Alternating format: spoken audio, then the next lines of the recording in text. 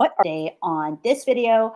We're going to cover off a few different components like why order matters and what steps that you actually need to take first, the biggest mistakes that people take or make that actually prevent their wealth, and the main factor, in my humble opinion, for poverty that can't be solved with money. If you're brand new to me, my name is Susan McVeigh, and I am a married mama of two and a business, sales, and wealth strategist and a kingdom business builder. So my content is sprinkled with practical wisdom, tools, tips, strategies. They are timeless and principally based, which means that they might take you a little bit to digest. They're not a like simple how to go do this, push this button, and boom, uh, the skies will open up and all of a sudden your world will be transformed.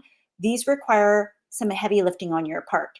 So, that being said, I am not your financial advisor. This is not financial advice, and any of the information that I provide to you is strictly for informational purposes only. It's for your education, and it is, dare I say, maybe even a little bit entertaining. So, today we're talking about three simple keys, and I'm going to put these into buckets because I think sometimes when we're talking about wealth and all of the different components that kind of fall under the umbrella of wealth, that it can be very, very overwhelming. Okay. And so if you're watching this live or on the replay, please feel free to comment below and let me know what your questions are around wealth and specifically around, making, managing, multiplying, because that's what we're going to be talking about today. Those are my three simple keys. And I know that they are not as simple as maybe I'm going to make them out to be. And just because they're simple doesn't mean that they're easy, right? So the other piece that I want you to understand is that most of the things that you're going to learn about or be taught around wealth and wealth building strategies are preference based. And that means that a lot of times the answers to questions that you're going to ask are often going to be it depends, at least from people who actually have your best interests at heart. There's going to be a lot of people that will just blanket tell you, you should do this, you should do that, you should do this, without knowing anything about who you are, whose you are, what you want to do, what you want to accomplish, what your background or your experience or your knowledge is. These are all things that make a huge difference and a huge impact to the answers to those questions. And so a lot of times, if you ask me questions and I create content as a result of the questions that you're asking, it may produce other questions. I am not attempting to be facetious. I am not attempting to evade the answer to your question. My purpose in this is really to arm you and equip you with the information, knowledge, and understanding such that you can make better decisions and you get better outcomes in your life, primarily around your health, your wealth, your finances, and your relationships, but on a bedrock and a foundation of faith, because that's really important to me. And so hopefully that is something that you find valuable for you. So, the three simple keys are making money, managing money, and multiplying money. Okay. Now, oftentimes, what ends up happening is that you are just like math, right? There's an order of operations that we follow in math. And so, as we get better and better at our math skills, we improve and then we can add more layers of complexity. Like when you're starting out learning how to math, you don't all of a sudden go from knowing your numbers to jumping ahead into like brackets or exponents or algebra, right? Very, very few people would do that. There's obviously exceptions to every rule, but very, very few. The vast majority of us, when we first started to learn our numbers, we then started with addition, right? 1 + 1 = 2, that sort of idea. And then as we gain our skills, then we start adding on more and more complexity. So the brackets, the exponents, the different variables, calculus, trigonometry, geometry, like all of these things we learn as we keep going up and up and up and up as our skill level and our base knowledge gets solid, because we don't let go of the basics. We don't let go of knowing how to add and subtract. We need that in order to then multiply and divide and then to do the other pieces. So your wealth is kind of the same sort of idea. There is an order of operations. And in order to build the largest amount of wealth, the first component of this is to make money. You need to have some kind of income. Now, how much income you need will depend on your goals. And that's where that pesky it depends is going to pop up a lot of times as we're going through this conversation. So, how much do you need to make? It depends. How long do you need to make that? It depends. But what I can tell you above and beyond is that the more you make, typically, the more wealth you should have. It doesn't always equate one to one. In fact, I'll give you some examples. There's plenty of lottery winners that have made a lot of money. It's a windfall, right? So they might have that money, but they haven't been able to keep that money. And we're going to get into that in just a moment. But if we look at people like lottery winners, if we look at people like celebrities or influencers or entertainment stars, like there is a lot of people who've made a lot of money in a very short period of time, and yet they have gone bankrupt, and yet they can't afford to keep their homes, and yet they are drowning in debt, right? So the making of the money is very important. It is the very first step and the very first key for unlimited wealth. And I believe that if you have a business of any kind, regardless of whether or not you're currently in a 9 to 5 and a corporate professional, that if you have an income stream that you control, that is where unlimited wealth becomes possible, but only if you have the other pieces in place. Okay, so we're looking at these keys like broad buckets because there's lots of different components that fit under each one. So making money is very important. It's the very first step. It's the very first key, and the order matters. Okay. So if right now you are looking at your life and you go, well, I'm making really good money, but I don't see anything left over at the end of the day, or I don't see enough that I can actually go ahead and start building wealth, then I want you to take a look at, do you have the capacity or do you have the ability to increase what you're making, either through your work, either through a business, or some other kind of opportunity. But really, they're going to fall into those two main buckets. Okay. So, working, whatever your job is, or inside of a business. The third option, if you do have it, is to look at your investments and the ability to have your assets make money. Okay. So, most people aren't going to start off that in that spot. And so that's why I'm looking at those two broad buckets. You either have a job or you have a business, right? Because if you have a job, you're working for somebody who has a business. And if you have a business, you might have employees that work under you. So either way, you have income that's coming in through something that provides a good service, product to the world at large, and people are paying you. And by virtue of them paying you, you are able to have an income. So look at that money first. Okay. There's lots of different components attached to that. Again, this is where that it depends comes in and becomes much more complex based on your personal situation and circumstances. If you want a step by step on exactly how to dissect your individual wealth and some strategies, especially around how to make and well, to manage your money, which we're going to get to in a second, but you've realized I'm making money, but I'm just not understanding exactly how to manage it properly, which is key number two, then I want you to go to ABCs of Building Wealth, my ebook.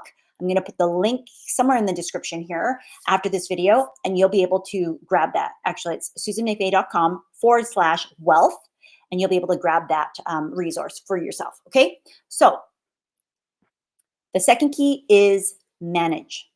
So once you've made money, then you have to learn how to manage your money, right? And oftentimes we are working hard for our money, but our money isn't working hard for us. And that means that we are constantly working harder and harder and harder and harder. And it's why the average person right now is struggling to make ends meet. And it actually doesn't matter how much you make, because I think I read a stat where the average American income, the median, right? The median income is just a little bit over $200,000. And even at that level, there's not a lot left over at the end of the day. So if you are making less than that, if you're making substantially less than that, then you might be just, oh, I'm not making that amount. How can I get by when people who are making 200,000 are struggling? I want you to put blinders on when you hear stuff like this because it is very easy to compare yourself and it's very easy to get defeated. That is not why I'm here today. I am here in order to shed some light on some areas that you might not understand fully so that you can then make a plan for yourself. The Bible says that when we have a vision and we make it plain, then we can run with it. And so if you don't have vision, if you don't have clarity so that you can make it plain, and essentially that just means have a goal, set down some strategies and some plans, and then be able to follow it step by step so that every day you know exactly what you need to do. If you're not managing your money in a way that's structured like that, and I don't mean it has to be so regimented that it feels stifling. It needs to be fun. It needs to be light. It needs to be effortless. But it's going to take some time and effort initially in order to get your system set up because it's going to require you to think about your money differently. And honestly, it might be a little bit painful. It might feel uncomfortable. It might be a struggle, especially because you're learning brand new skills. We don't wake up one day and suddenly know how and what and where to do all the things with all of our money things. That's just not how life goes.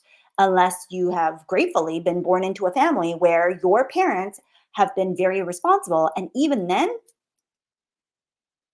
the best parents that are well meaning and caring and know this information, they're not always the best teachers, right? Just because you do doesn't mean you can teach. So let's give everybody a little bit of grace as we're going through this whole journey called life.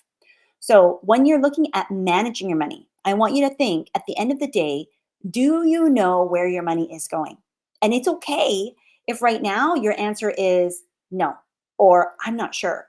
What I want you to commit to is taking a look at what your money is doing and then getting the specific skills and the help in order to manage that. So is it your credit that's, not doing well? Is it your savings or your investments? Is it just your cash flow, right? Where you recognize I don't make enough to cover the things that I need to make payments for every single month or the things that I actually want to spend my money on. There are things that I know I legitimately cannot afford simply because I don't have enough money coming in. So this is where you're going to take a hard look at where is all the money going? What am I doing with it? Every single day, every single week, every single month, and then every single year. Are there things that have come into my life? It's called lifestyle creep, where it could be a little bit here and a little bit there and a little bit there. Somebody that I know calls it the two Oreo cookie um, syndrome, where every day he would go into the pantry and just eat two Oreo cookies a day. Well, he wasn't moving anymore. And those two Oreo cookies, done consistently over time, unfortunately led to, I think it was at least 10 extra pounds that he didn't know where it came from. And he realized that this one little pesky habit of his that he didn't even notice had slowly but surely been piling on the pounds. And at the end of the year, he felt really, he didn't feel good, right? He noticed it. He felt sluggish. It affected his energy. It affected his mood. It had affected his relationship with his wife because he didn't feel good about himself. It affected a lot of different areas. And so I want you to think about for yourself, what is your two Oreo impact? Like, what may be your two Oreos that have crept into your life that slowly but surely you did not realize that, wow, that's something that I set up a long time ago. I didn't really think about it, but it's been adding up, right? It's just been adding up. It's not something that you use because it's not just about the financial impact, it's about the emotional and spiritual and mental bandwidth that this thing is taking, that it's slowly siphoning away joy that could be redistributed to something else in your life, right? So I want you to take a look and see what does that look like.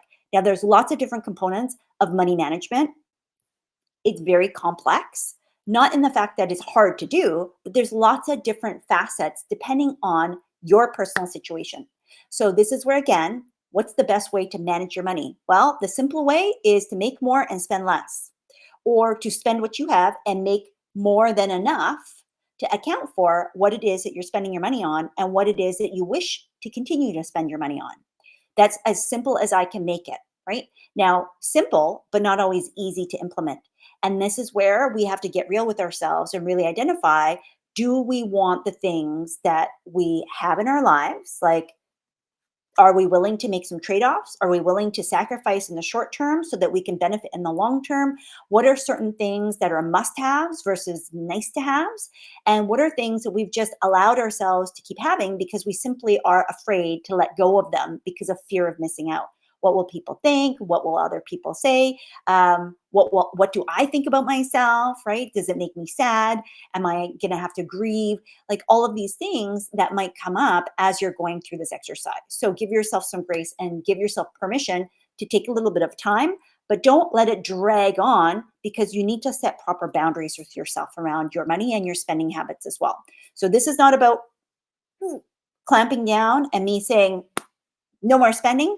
This is about you having the power, the authority, and the ability, the autonomy to say, what is important to me? What am I prioritizing? And do I want to continue to put things off, right? Like if you want to go on a luxury vacation, are you willing to continue to put that off over and over and over again into the future simply because it's being eroded by something that you are spending money on every single day or every single month that you're not even really using, right? Because I'll give you an example, like $300 a month, which is $10 a day. $10 a day would be 360 $3,650 by the end of the year, right? Now, it may or may not get you to the top of your luxury vacation spot, but it certainly would make a good dent, right? If you were able to put aside $10 a day. So just looking at that, right? What is it that you potentially are spending $300 on each month?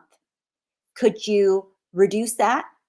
Could you increase your income by that amount? So there's lots of different ways that you can combine these different variables, and that's why the answer is always going to be it depends. And it's important that you take a look to see what are you willing to do before you go out looking for help and guidance, because somebody else giving you their answer is their priority and their values, and it may or may not be yours. Number 3 is to multiply. So too often what I see when clients come to me is that they want to go from making money to multiplying it. And they try to skip over this management piece. But what I know to be true is that if I was to take you from wherever you are right now, let's say it's $100,000 in net worth, $100,000 of making money in your business, and then suddenly we are going to take you to $1 million a year in revenue, or $10 million a year in revenue, or even $100 million a year in revenue, right? So whether that's revenue, assets, savings, investments, like the actual name of the thing doesn't really matter, right? It's the principle of this, that if you don't have the proper mechanisms in place, the systems, the strategies, in order to help you to manage behind the scenes, what's going to happen with all of that money, what's going to happen with all those clients, what's going to happen when you actually have those assets, then the multiplication is simply going to break. It's going to break everything. How do I know? Well, because I've had clients do this. And it's often why, this is the reason why, when we see celebrities, when we see influencers, when we see sports stars that go from here to here and they don't have the management piece in place, things start to crumble very quickly, right? Now, if they have proper stewardship, they have good discipline, they have good discernment, and they have wisdom with either themselves or with other people. The Bible says there is wisdom in a multitude of counsel.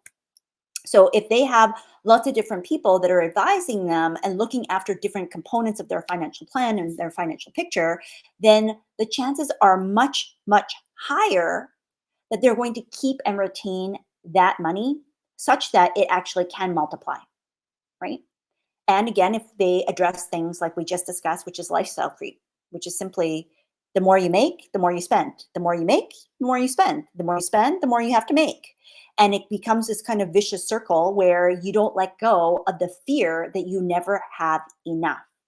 And that's why the main factor for poverty that can't be solved with money is right between your ears, right? And it's exactly what I just shared. that there are people who have multiple millions in net worth, multiple millions in the bank, multiple millions of income, and yet they're scared of losing it all. And if we can't get rid of this fear because money has now had this enormous power over us, then we can't look and take advantage of the opportunities that show up. And that means that the multiplication and the ability to multiply, which is part of what God says we are directed to, um, it'll almost be like your hands are tied because you will second guess, you'll hem and haw, you'll start and stop, you'll feel like you're going two steps and then one step back. And if that's you right now, I guarantee that there is a spirit of fear, there is a spirit of poverty, there is a spirit of lack, and that it will not go away no matter how much you have in the bank. It will not go away no matter how much you have. You are going to be constantly driving and striving for more and more and more. And that striving and driving is not necessarily a bad thing, but it is when it comes without peace. And I guarantee that if you are thinking like a poor person, being like a poor person, regardless of how much money that you have, and this goes beyond fraud, like feeling like a fraud or having imposter syndrome. This is more about coming from a place of lack and feeling like it's all going to disappear and really having a really deep, like almost a dread that what if this all disappears? Right? What if this all disappears? Now, I've talked about before that the number one thing that most wealthy people attempt to do is that there's more to lose than there is for them to gain, which is true, but they don't have fear around it per se, right? They have wisdom around it and they are very good at managing the risk such that they're okay with like 90% of their portfolio doing almost nothing, like being very, very boring and having 10%. I mean, 10% of a million is still 100,000. 10% of 10 million is a million. 10% of a billion is 100 million. Like these are big numbers, right? So even if that small little bit just goes up ever so much more than their average, that's a big win.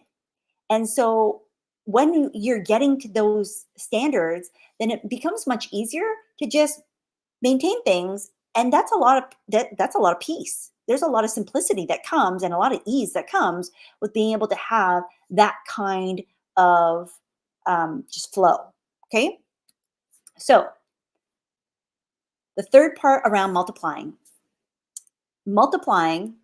cannot be done ahead of making, because you need to make something first before you can multiply it. You need to be able to manage what you have before you can then make it grow into more, right? And so if you don't have a handle on these different skill sets, then skipping ahead to now just let me just multiply and have multiple different ways to make more money.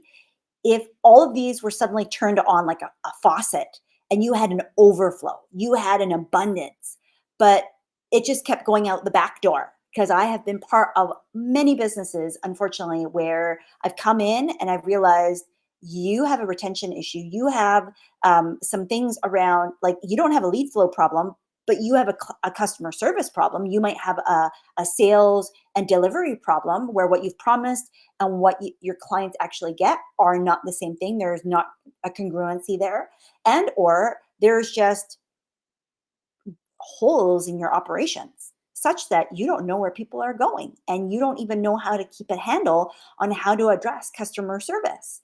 And as a result, nobody's referring your business. Nobody is happy with doing business with you just in the first place. So you don't get repeat customers. You're not getting referrals. You're not getting those raving fans.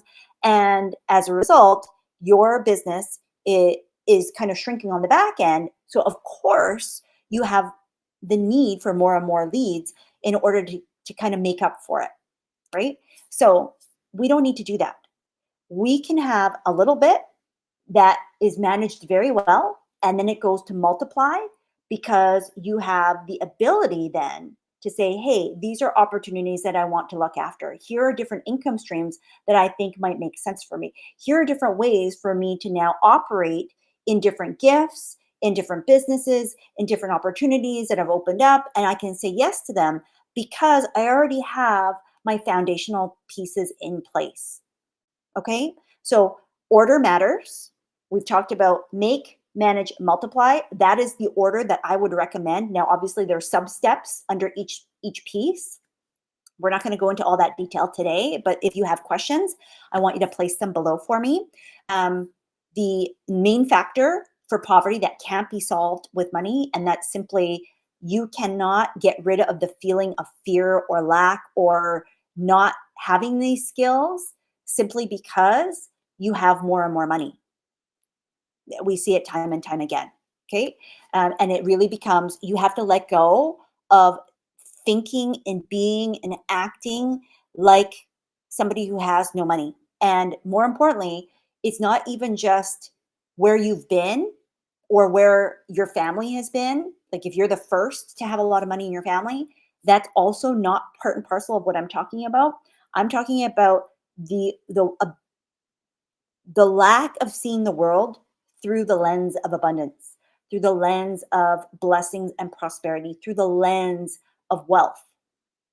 And that is something that has to be shifted at an identity level. Like you have to see yourself as a wealthy person. You have to operate as a wealthy person, and wealthy people take care of their money. Wealthy people have certain levels of skills, or they hire people that have the skills that they're missing in order to be able to help them steward their money. You don't need to know everything there is about how to manage your money, but you certainly need to have people in place that you trust, that you know, that you understand when they speak to you about your money situation, that they're able to give you wise guidance and counsel.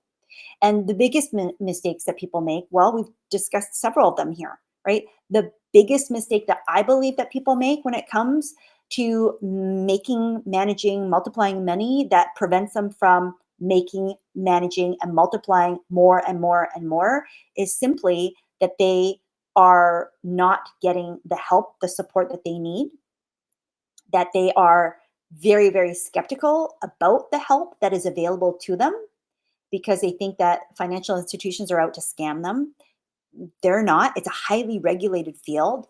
Are they looking to make money? Yes, 100%, 1,000%, because they're a business, right? They are a business. And if you are a business owner, which chances are, if you've stumbled upon this video, that you likely are a business owner as well, then we can't get mad at another business simply because they're making money when we are business owners too.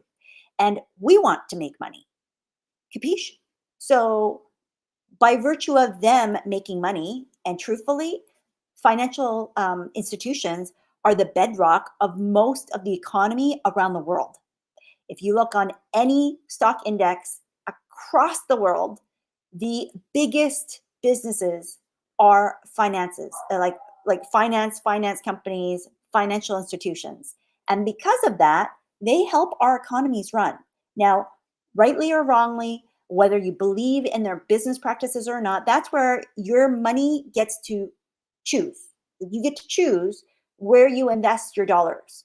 That's where you get to decide. That's where you get to make an impact, and hopefully, all the other myriad ways that you get to choose as well. But these are some ways that you're going to be able to then say, here's what's important to me, here's what I value, here's how I align where my money goes with what I want my money to do. And we are constantly directing our money. That's a core tenet that I teach inside of ABCs of Building Wealth. So again, you're going to grab that at susanmcveigh.com/wealth.